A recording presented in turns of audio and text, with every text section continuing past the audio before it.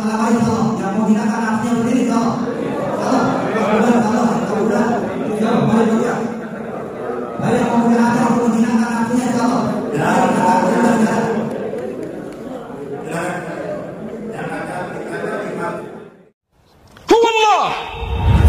هو الله حي قبل كل حي، حي بعد كل حي، حي فوق كل حي، حي دون كل حي، حي أقوى من كل حي، حي أعز من كل حي، حي يذل كل حي، حي يعطي كل حي، حي يرزق كل حي، حي يسمع كل حي، حي قادر على كل حي، حي قاهر لكل حي، حي بيده كل حي، وهو الحي الذي لا يموت، وهو الحي الذي لا يموت، وهو الحي الذي لا يموت، هو الله. Ada tafsir Ibrahim dan juga tafsir Ar-Razi menjelaskan suatu ketika Nabi Ibrahim alaihissalam beliau ini berjalan-jalan atau dalam suatu safar, maka beliau melewati pinggir pantai. Maka di pinggir pantai itu ada mulia. Nabi Ibrahim melihat bangkai, lalu bangkai ini dimakan oleh binatang laut, binatang darat dan juga burung-burung makan bangkai. Maka Nabi Ibrahim memperhatikan bangkai itu. Kemudian lalu datang iblis ke Nabi Ibrahim. Iblis ini menggoda Nabi Ibrahim. Ibrahim, lihat itu. Bagaimana mungkin Tuhanku itu akan bisa membangkitkan sesuatu yang sudah mati? Lihat itu. Binatang itu dari bangkai dimakan semua tinggal tulang-tulang. Ini. Maka kemudian lalu Nabi Ibrahim bertanya kepada Allah. Nah, ini sebab pertanyaan Allah kata dalam kata Rasulullah. Sebab pertanyaan Nabi Ibrahim dalam surat Al-Baqarah ayat 260. Apa kata Nabi Ibrahim? Allah berfirman, "Wa idh qala Ibrahim, Rabbi arini kaifa tuhyil mauta." Ingatlah wahai kekasihku Muhammad, ketika Ibrahim berkata kepada, apa kata Ibrahim? Rabbi arini, wahai Tuhanku, perlihatkanlah aku, beritahukan kepadaku, tunjukkan kepadaku kaifa tuhyil mauta, bagaimana cara engkau menghidupkan sesuatu yang sudah mati. Nabi Ibrahim bertanya kepada Allah. Ada mulia, kalau tafsir itu katakan jangan mengira Nabi Ibrahim itu tidak beriman. Pertanyaan ini adalah ziyadah yakin, untuk meningkatkan keyakinan, bukan keraguan. Pernah para sahabat dalam riwayat Imam Muslim dikatakan mulia, para sahabat bertanya tentang ayat ini, wahai Rasulullah, berarti kita lebih yakin daripada Nabi Ibrahim. Maka Rasulullah menjawab, kita malah yang lebih ragu daripada Nabi Ibrahim. Kata Imam Nawawi rahimahullah, maksud hadis ini adalah ketawaduan Rasulullah sallallahu alaihi wasallam. Di Nabi Ibrahim tidak ragu kepada Allah, tapi Nabi Ibrahim bertanya agar meningkatkan keyakinannya. Kata Imam Ghazali, ayat ini adalah bagaimana Nabi Ibrahim minta kepada Allah untuk meningkatkan ilmu yakinnya menjadi ilmu yakinnya, dari ilmu yakin menuju kepada akal yakin. Adalah Allah. Lalu Allah menjawab, apa firman Allah kepada Nabi Ibrahim? Awalam tu'min. Awalam tu'min. Apakah kau belum beriman wahai kekasihku Ibrahim? Maka apa jawaban Nabi Ibrahim? Bala. Jawaban Nabi Ibrahim, bala. Bala ayat amantu. Saya sudah beriman ya Allah. Saya sudah yakin ya Allah. Walakin liyatma'inna qalbi. Akan tetapi aku ingin agar hatiku ini tenang ya Allah. Aku ingin hatiku tenang. Apa maknanya kata ulama ini? Apa maknanya? Liyatma'inna qalbi. Maksudnya ini kalau orang ragu kepada Allah tidak akan tenang hidupnya. Sekarang kenapa orang susah dengan rezeki? Karena yakin dengan Allah akan rezeki. Dia masih ragu dengan Allah memberi rezeki. Seorang susah nggak bisa hidup maka itu. Kenapa orang susah sekarang nggak bisa selesai masalahnya? Karena dia ragu Allah yang maha menyelesaikan masalah. Maka itu kalimat yang dia makin dapat dia Allah akan tenang hati itu. Karena orang kalau sudah yakin betul kepada Allah nggak mungkin susah hidupnya. Nggak mungkin dia akan ragu, nggak mungkin dia akan gelisah. Kalau hatinya sudah yakin kepada Allah, ada di zikrillah, tatma'innul qulub. Hanya dengan zikir saja hati akan tenang, apalagi saya yakin betul kepada Allah. Allah SWT. Dan apa perintah Allah? Apakah Allah langsung berikan keyakinan kepada Ibrahim? Tidak. Allah perintahkan Nabi Ibrahim suruh mujahadah dan mulia. Apa mujahadah yang bagus? Arba'atan min at-tayr. Kau cari wahai Ibrahim 4 macam burung. 4 macam burung kau cari wahai Ibrahim. Fasurhunna ilaik. Lalu engkau cincang itu burung, engkau jinakkan itu burung, pasurhunna dalam tafsir katakan, qalihunna amilhunna qati'unna. Kau kasih itu burung itu jinak sehingga dekat dengan engkau, lalu setelah jinak kau sembelih lalu untuk cincang campur dari sana. Hadirin Allah. Nabi Ibrahim alaihissalam mencari itu 4 ekor burung. Dalam tafsir Al-Qasir dikatakan bahwa qala Mujahid wa Ikrimah wa kana hamamatan wa ghuraban wa dikan wa qawusan. 4 ekor burung itu adalah pertama burung hamam, itu burung merpati. Burung merpati, burung dari. Kemudian ayam jantan. Kemudian yang kedua adalah burung merah, qawusan, burung merah. Ghuraban yaitu gagak. 4 ekor burung ini dicari oleh Allah SWT. Ini dalam tafsir Al-Qasir dan juga tafsir Ibnu Katsir, ada juga dalam tafsir Al-Razi juga ada. Dijelaskan 4 ekor burung ini Allah perintah mencari berapa hari yang tidak. Itu paling mahal dulu. Nabi Ibrahim berapa hari dari 4 ekor burung? Kata ulama yang paling sulit itu burung merah dicari. Itu sampai berapa hari ini? Berhari-hari. Setelah Nabi Ibrahim ini dapatkan 4 burung itu, diperintah oleh Allah untuk jinakkan. Ada kisah itu. Jinakkan ada kisah sehingga dipanggil itu kemanapun Nabi berjalan. Itu hari muda berbulan-bulan. Nabi Ibrahim sampai dijinakkan. Kebiasaan 1 burung itu hari muda kata hari burung 1 bulan bisa jinak. Berarti 4 bulan namanya dijinakkan itu saja. Bayangkan hari muda dijinakkan itu burung. Setelah burung itu jinak, hari muda perintah Allah kasur. Kau potong itu burung, lalu kau pisahkan 4 kepalanya, lalu kau cincang, campur dia, bulu-bulunya campur, darahnya bercampur. Kemudian kita Allah summa ja'al ala jabalin minhunna rizqan. Perintah Allah ini engkau taruh ini burung yang sudah bercampur dari 1 di 4 penjuru. Di atas ala jabalin, di atas puncak gunung. Naik sana, perintah Allah. Kamu naik ke 4 penjuru gunung. Dalam tafsir katakan 4 penjuru gunung sebelah kiri, sebelah utara, selatan, timur, barat. Naik Nabi Ibrahim. Berapa hari saja? Siapa yang bisa berbuat tadi? Berapa hari? Mudah ada dasar untuk taruh ini, cincangan burung ini.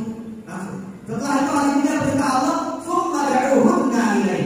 Summa ud'uhunna ilaih. Kau panggil itu burung Nabi Ibrahim. Kau panggil itu burung.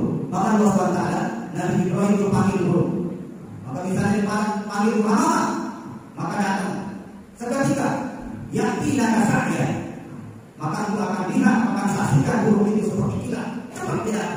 Maka ulama kenapa Allah tidak katakan yakinah kasa'ya. Kau akan lihat burung itu datang. Tetapi saya cepat. Karena hari mulia itu seperti kilat dia datang menyambar kepala, tangannya yang sana, semua bulunya yang sana mencampur jadi satu. Bersatu dia, misal dari bundar. Setelah itu dia datang ke tangan yang Ibrahim yang ada kepalanya. Kata Ibnu Katsir, kalau yang dipanggil itu burung dara, tetapi kepalanya itu kepala ayam, maka kembali lagi dia datang. Gak mau gak terima, kembali seperti semula. Harus sesuai kepala dengan apa yang dipanggil Nabi Ibrahim. Ada yang mau. Ini perintah Allah SWT kepada Nabi Ibrahim yang minta ditambah yakinnya kepada Allah. Allah perintahkan mujahadah. Untuk mujahadah. Ini mujahadahnya Nabi Ibrahim AS. Hadirin Allah. Kemudian ada juga dalam tafsir itu disebutkan ayat ini adalah isyarat. 4 burung ini adalah isyarat. Isyaratnya apa kemudian? Karena kenapa Allah perintahkan 4 burung ini? Karena di dalam 4 burung ini ada sifat-sifat manusia. Ada sifat manusia yang ada 4 burung ini yang wajib manusia ujikan sifat itu. Apa sifat itu tadi mulia? Maka kata ulama dijelaskan. Burung merah itu sifatnya ada 2. Sifat burungnya burung merah itu adalah pertama, burung paling licik itu adalah burung merah. Burung yang paling licik itu adalah burung merah. Kenapa dia licik? Burung merah itu kalau menginginkan sesuatu dia sembunyikan ini kleteknya yang banyak mata itu. Maka ketika sesuatu itu tidak dia dapatkan ya, maka dia keluarkan kleteknya itu menakuti orang, menakuti musuhnya. Dikira 1000 temannya pada 1, cuma kleteknya kayak mata. Itu burung merah. Jadi burung yang pintar menipu itu burung merah. Maka kemudian manusia itu memiliki sifat licik. Banyak manusia yang licik. Bagaimana liciknya Fir'aun? Bagaimana liciknya Namrud? Bagaimana liciknya Abu Jahal? Allah berkata. Jadi sifat manusia itu ada dalam burung. Kemudian yang kedua kata ulama, sifat daripada paus ini, burung merah ini adalah dia. Burung paling riang itu adalah burung merah. Dia kalau banyak temannya dia buka kletek yang paling indah. Saya paling bagus. Cuma kletek saya, ekor saya yang paling bagus. Tidak ada yang punya seperti saya. Maka manusia juga banyak memiliki sifat riang. Dia tampakkan punya ilmu riang, punya harta riang, beramal pun riang. Maka sifat sama seperti sifat burung merah. Kemudian yang kedua kata ulamanya itu ya, yaitu sifat ayam jantan. Ayam jantan, kalimatnya dik. Dan lokasi itu dik, yaitu ayam jantan. Ayam jantan itu Sifat ayam jantan pertama itu sombong. Ayam paling sombong ayam jantan, ayam. Makanya dipakai dia sama ayam itu pakai ayam jantan. Kemudian subur tergila dengan cinta Tuhan sombong. Manusia kalau sudah kaya sombong, kalau sudah keluar cair sombong. Nah, ini sifat ayam jantan kemudian. Yang kedua sifat ayam jantan ini adalah maknanya jelalatan. Ayam jantan digoyang ini. Ini makna digoyang dengan ini. Lalu rasanya tidak segala. Ini penyakit ayam jantan. Maka manusia pun sifatnya ada. Pertama sombong, kemudian jelalatan. Makanya Rasulullah perintahkan kalau kita jelalatan itu yang pertama apa? Tundukkan pandangan. Betul? Tundukkan pandangan. Ini bukan kamu pemuda saja. Tundukkan pandangan itu semua laki-laki. Kalau tidak mampu tundukkan pandangan apa? Puasa. Puasa ini. Kalau tidak mampu puasa apa? Nikah kita lagi. Halalkan dia. Baru sama. Kalau tidak dihalalkan dia tetap haram. Jadi ayam jantan itu begitu. Ayam jantan itu sifatnya rendah atau ulama itu makanya dilarang. Dan dua sifat ayam jantannya adalah pada manusia. Kemudian perkataan yang ketiga yaitu golok, yaitu gagal. Gagal itu pertama sifatnya adalah suka dengan sesuatu yang busuk, bangkai. Dia senang dengan bangkai. Sekarang kita bikinkan roti enak, sate, kemudian kita tawarkan ke gagal, lalu satu sebelah itu bangkai itu kiri. Dia bangkai itu kayak mantu diambil sama gagal. Jadi manusia pun begitu adanya. Dia senang dengan yang haram, seakan-akan haram dia. Ini sifat manusia. Ini sifat manusia, sifat ayam, sifat gagal begitu. Dia tidak suka dengan yang halal, suka dengan yang haram. Pekerjaan halal masih banyak yang haram dia pakai. Istrinya ada yang halal di rumah, yang haram dia nyari. Ini gagal bukan sifat. Kemudian sifat ada yang kedua sifat gagal kita kata ulama suka merampas milik orang lain. Lalu dia lihat ayam sudah tidak ditelan sama ibunya, maka dia sampai, makanya gagal itu mencuri ayam. Maka manusia itu banyak itu sudah sifatnya suka mengambil hak orang lain. Maka Rasulullah perintahkan jangankan mengambil hak orang lain, kita memakai barang-barang tanpa itu dilarang. Maka kemudian yang keempat yaitu amanah, yaitu apa? Burung dara. Burung dara itu sifatnya juga yang pertama burung yang paling komat, paling rapuh itu burung dara. Coba siapa suka ayam dara? Kalau ada makanan di tempatnya dia, maka dia masih banyak pada dia keluar dari tempat-tempatnya yang lain. Padahal masih banyak itu makanan kita. Itu binatang paling apa? Burung paling komat itu paling rapuh itu burung dara. Makanya manusia itu juga banyak pakai rapuh. Padahal hartanya banyak. Pernah kita usul hari ini sama ada orang kaya di Jakarta, harga pintunya saja kalau dijual itu di tahun habis-habis makan berdua dan istrinya. Tapi masih korupsi. Ditangkap dia korupsi, kita usul kita. Ini dia harga pintunya saja 7 tahun habis-habis kita makan harus sendiri berdua. Ini udah mahal kalau harga yang lain masih dia juga merasa kurang. Ini sifat manusia, hartanya banyak. Ada orang susah dalam makan, tapi HP-nya iPhone X susah. HP-nya bagus, masih susah karena Allah yang susahkan manusia. Takut, nggak pernah merasa cukup. Ini penyakit hari ini. Kemudian yang kedua, penyakit daripada apa ini yang kedua, binatang burung yang paling tidak mau punya ada itu adalah burung dara. Siapa yang suka hanya burung dara? Gak ada ceritanya dari lebar sini gak ada. Pasti kita bagian lebar. Cangkang-cangkangnya bagian lebar. Maka begitu aja manusia itu gak mau punya ada. Kalau dodaki ide ditawar berapa? Terburu banyak. Mau pegawai Malaysia. Makanya kamu kalau tuh Korea Lainnya. Kamu pegawai dunia Malaysia kalau dapat. Kamu nggak berdaki terburu banyak. Ini tempat manusia gak mau punya ada. Binatang sama. Makanya membaca dikatakan dan apa 8 sifat ini itu terkumpul dalam satu jiwa manusia yang dinamakan nafsul amarah. Letaknya berada di tujuan kalian baru. Dia orang kelompok penyakit itu. Maka untuk mencegah penyakit itu harus punya ada.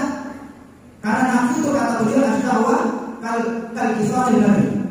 Nafsu itu kata beliau seperti budaya. Nafsu masih jarang saja. Itu kata beliau. Maka untuk menjinakkan itu nafsu, karena yang 8 sifat itu dia terkumpul di dalam satu nafsu. Namanya nafsu amarah itu. Nah untuk menjinakkan nafsu ini kata yang berbeda itu ya. Karena nafsu itu adalah seperti kuda liar. Maka cara untuk menjinakkan kuda liar itu ada 3 cara di dalam teologi. 3 cara. Siapa punya kuda liar?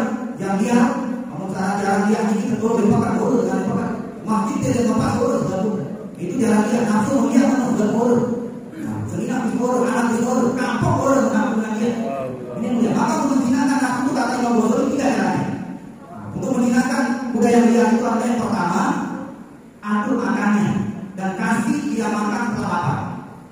dalam tadi ulumuddin. Kasih dia makan setelah dia lapar. Itu cara menyenangkan kuda. Yang kedua kata beliau, kasih beban berat dan pekerjaan yang banyak. Kasih dia uang ini, uang itu, sebentar uang ini. Yang ketiga, kumpulkan dia di kandang kuda yang hina. Setelah itu masukkan ke kandang kuda yang hina. Baru kuda itu yang akan hina kata beliau. Nah, nafsu itu begitu cara menghinakan nafsu ada tiga. Yang pertama itu jangan terlalu diikuti, makannya atur dan makan setelah lapar. Nah, setelah kita lapar baru makan sunahnya. Jadi jangan ikuti lalu nafsu nih, jadi lupa lalu atur ya.